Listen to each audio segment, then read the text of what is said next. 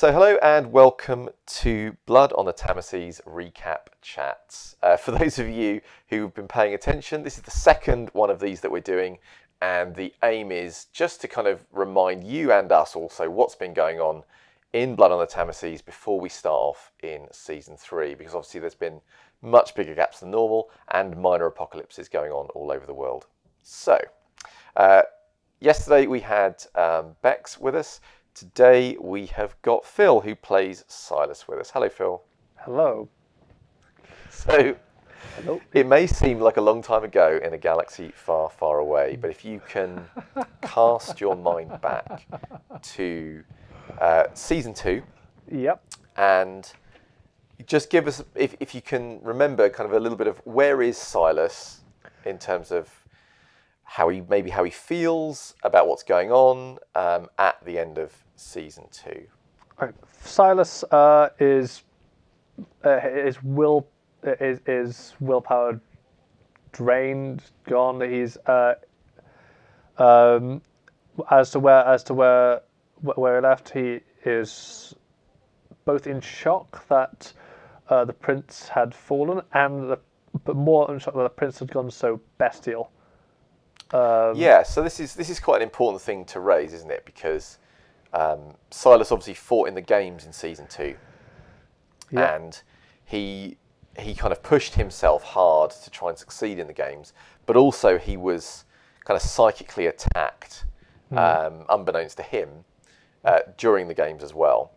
And so that left him in a kind of ragged state, although of course he did get victory, which was good.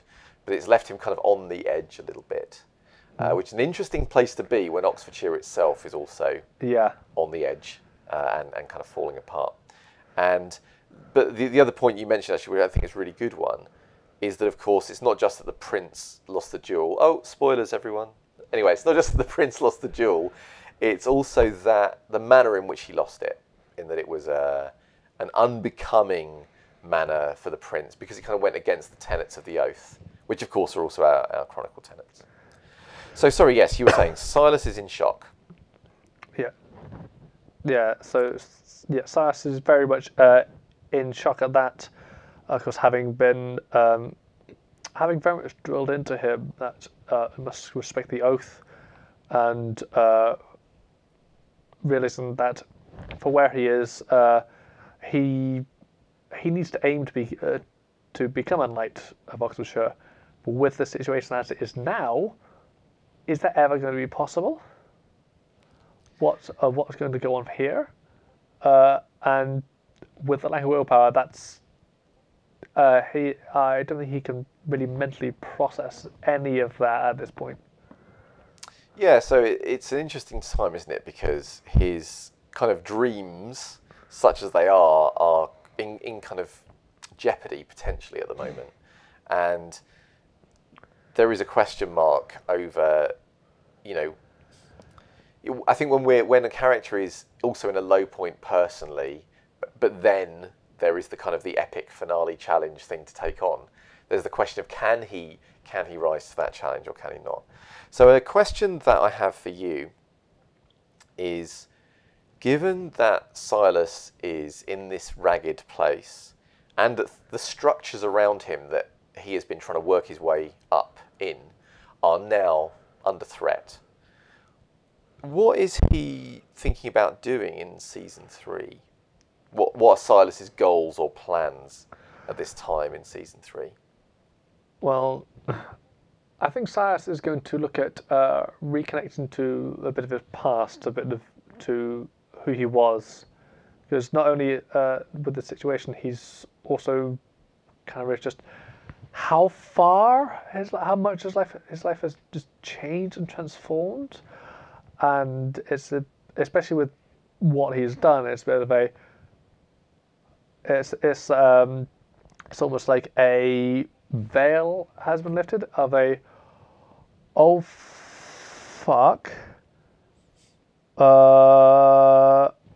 what's going on? I need to process and to overcome. I need to talk to someone who I trust completely, who is not involved in any of this.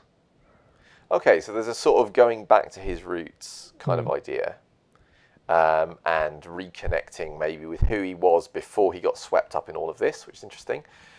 Now, it may be too early to say, but does Silas have any political leanings? Because we are, of course, aware that not only have we got now a new prince in town, but also not everybody's happy about this new prince in town. So does Silas have any particular leanings, or is it too early for us to say? And Silas, having been, is among one of the founding lines of Oxfordshire, and he knows that that Oxfordshire is what it is because of the structure. With a new prince coming in from outside, who is not, that system will be instantly destroyed, dismantled, and So a new one in place. So what does that mean in terms of, does that mean he is going to oppose Helena? I guess that is my question. And he cannot oppose Helena himself, because that is an instant head off. Of course. However, he's likely going to get people to rally around Sir James. Ah, so Sir James for Prince is going to be your campaign slogan. Good. Yeah. Good to know. Well, anything else you want to add at this point, Phil? Right. Yeah, Silas has gone on quite a journey through this. Yeah. Yeah, he's gone from playing the part on screen to being the being the action hero, which has taken a bit of time, because he's been used to playing the part, and that it should have really hit him at the games.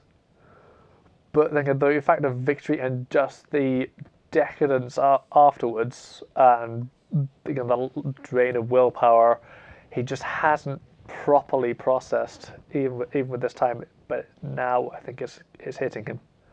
Okay, so it sounds like for Silas, season 3 is a little bit of the veil ripping off, realization of horror, connecting with his roots, and perhaps trying to alter the political landscape. Even though he has absolutely no political knowledge. Even though he may not be highly skilled for this, but that's never stopped protagonists in the past, so I'm sure nothing bad will happen there. Yeah. So yeah, for those listening along, if you want to find out whether Silas is successful in any of these things or not, we will be kicking off season 3 on the 29th of June. So at 7 p.m, I should say, UK time, live on Twitch. So do come and join us there, or catch us up on YouTube when you can. And thanks very much, Phil, for stopping by. Thank you. And we'll see everyone hopefully soon for another chat. Yeah, Silas's blood is very much up. So see you on the stream. Yeah. Bye. Bye.